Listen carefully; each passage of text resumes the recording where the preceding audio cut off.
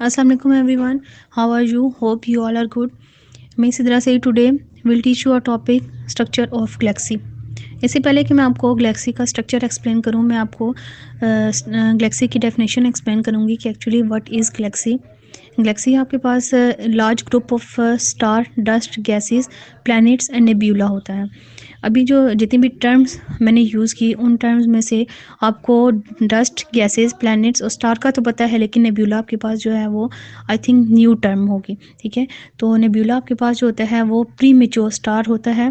जैसे स्टार हमें बताया कि स्टार जो होता है वो डस्ट और गैसेस के कम्बिनेशन से बना होता है, और ये डस्ट और gases due to gravitational force एक फायर बॉल में कंपोज हुए होते हैं। ठीक है, जो प्री मेच्योर स्टार होता है जब उसके अंदर इतने अनफ अमाउंट में डस्ट और गैसेस नहीं होती कि वो जो है वो इतनी एनर्जी रिलीज़ करे कि वो विजिबल हो, तो as a distinct astronomical object, तो उस पॉइंट पे हम उस प्री मेच्योर स्टार को नेब्यूला कहते हैं। फिर with the passage of time उस नेब्यूला के अंदर केमिकल रिएक्शंस होते हैं, और एक पॉइंट ऐसा आता है जब ये नेब्यूला अनफ अमाउंट में डस्ट और गैसेस और एनर्जी को रिलीज़ करता है कि जिस पॉइंट पे ये आपके पास जो होता है वो डिस्टिंक्ट एस्ट्रोनॉमिकल ऑब्जेक्ट के तौर पर विजिबल हो जाता है, उस पॉइंट पे हम नेब्यूला को स्टार का नाम दे देते हैं।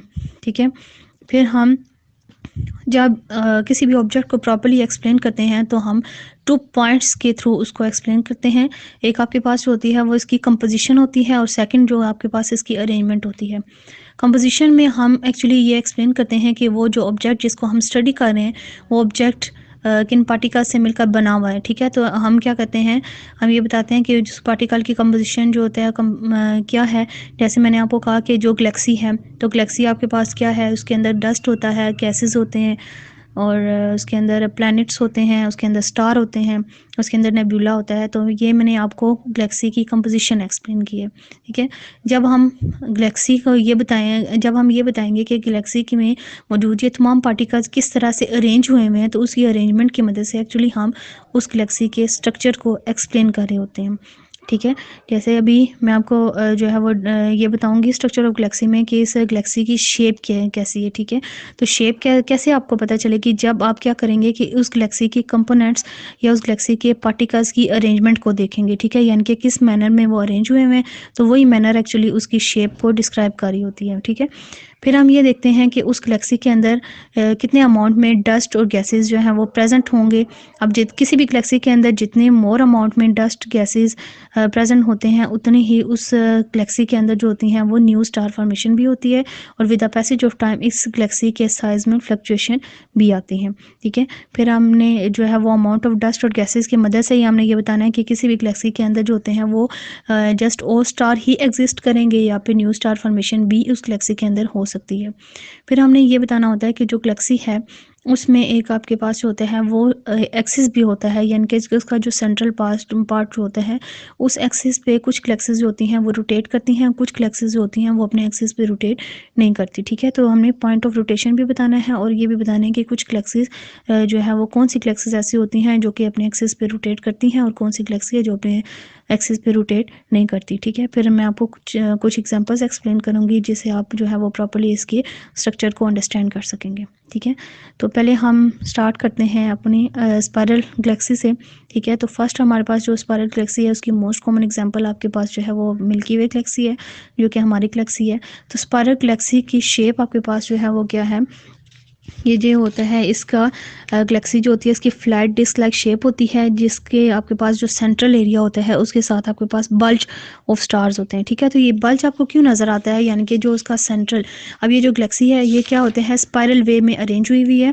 ठीक है, जैसे आपके पास डिस्क की शेप होती है। ठीक है, तो डिस्क के सेंटर में आपके पास जो होता है वो होल होता है ना, तो इसी तरह से आपके पास जो होते हैं उस होल के अराउंड आपके पास जो होते हैं वो बल्ज प्रेजेंट है। ठीक है, तो वो आपके पास जो बल्ज है वो एक्चुअली क्या है, वो बर्निंग स्टार्स हैं।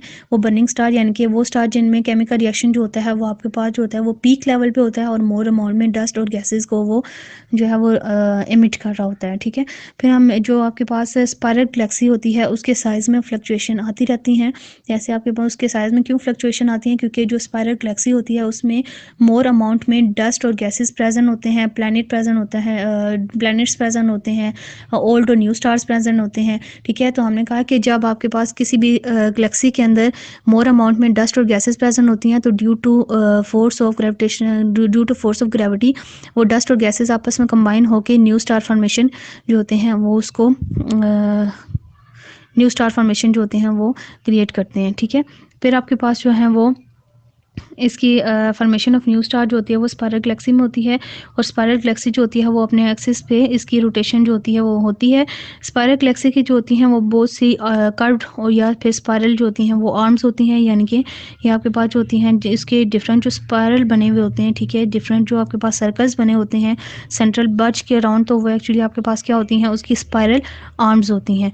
फिर आपके पास जो मिल्की वे गैलेक्सी और एंड्रोमेडा गैलेक्सीज होती हैं, इसकी मोस्ट कॉमन एग्जांपल्स होती हैं। जैसे हमारी गैलेक्सी है तो उसके अंदर ऑलमोस्ट होते हैं वो 100 to 200 बिलियन स्टार जो है वो प्रेजेंट है।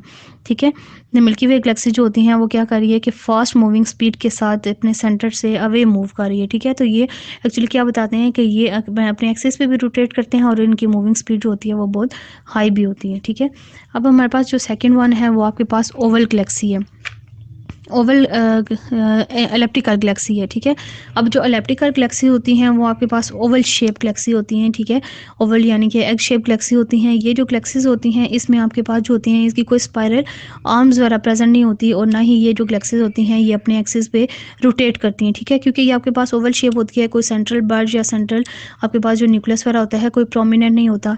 ठीक है, ये जो गैलेक्सीज होती हैं ये रेगुलर वे में अपनी जो है वो क्या कर रही होती हैं, इरेगुलर वे में मूव करती हैं, ये रोटेट नहीं करती। ठीक है, फिर आपके पास जो एलिप्टिकल गैलेक्सीज होती हैं तो इसमें क्या आपके पास क्या होता है कि लेस अमाउंट में डस्ट और गैसेस प्रेजेंट होती हैं, इतनी वास्ट साइज इसका नहीं होता।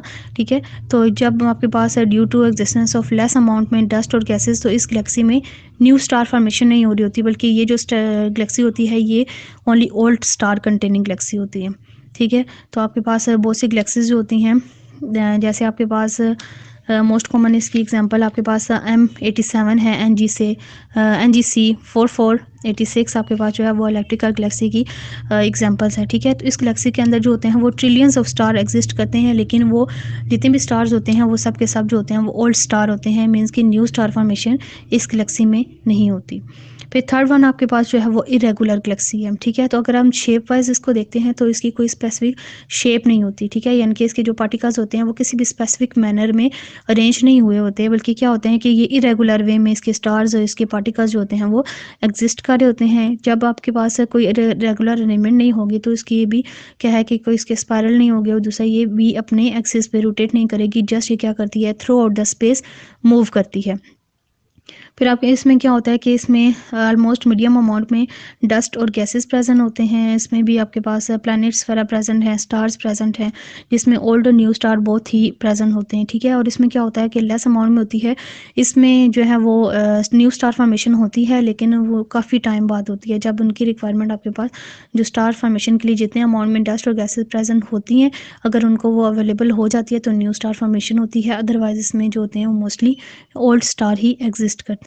ठीक है, ये आपके पास जो होती है वो इरेगुलर गैलेक्सी की मोस्ट कॉमन एग्जांपल आपके पास मैगलेनिक क्लाउड है, जो कि आपके पास जो है वो मिल्की वे गैलेक्सी के नियरेस्ट गैलेक्सीज में है। और ये जो इरेगुलर गैलेक्सीज होती हैं तो ये आपके पास जो होती हैं वो मोस्ट कॉमन एग्जांपल है, गैलेक्सीज में नहीं आती।